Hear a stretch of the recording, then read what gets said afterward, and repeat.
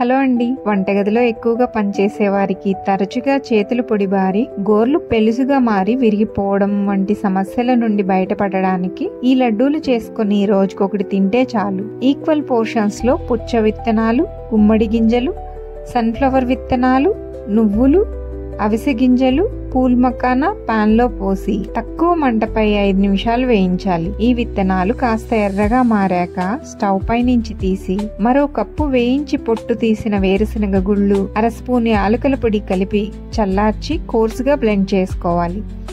అదే పాన్ లో 2 కప్పుల బెల్లం, కాసిని నీళ్లు పోసి బెల్లం కరిగి ఇలా బుడగలు వస్తున్నప్పుడు పావు స్పూన్ యాలకుల పొడి, మిక్సీ పట్టిన పొడి వేసి పాకంలో పొడి అంతా బాగా కలిసిపోయే వరకు కలిపి స్టవ్ పై నుంచి తీసి కొంచెం చల్లారాక చేతికి నెయ్యి రాసుకుని చిన్న చిన్న లడ్డూలు చేసుకోవాలి. తర్వాత ఈ లడ్డూలను నువ్వులతో అద్దితే సరిపోతుంది. పిండి అంతా ఇలా లడ్డూలు చేసుకోవాలి. నేనైతే ఇంటికి ఎవరైనా బంధువులు వస్తే ఇలా అప్పటికప్పుడు చేసి సర్వ్ చేస్తానండి. ఆరోగ్యాన్ని అందరికీ పంచుదాం. మీరేమంటారు?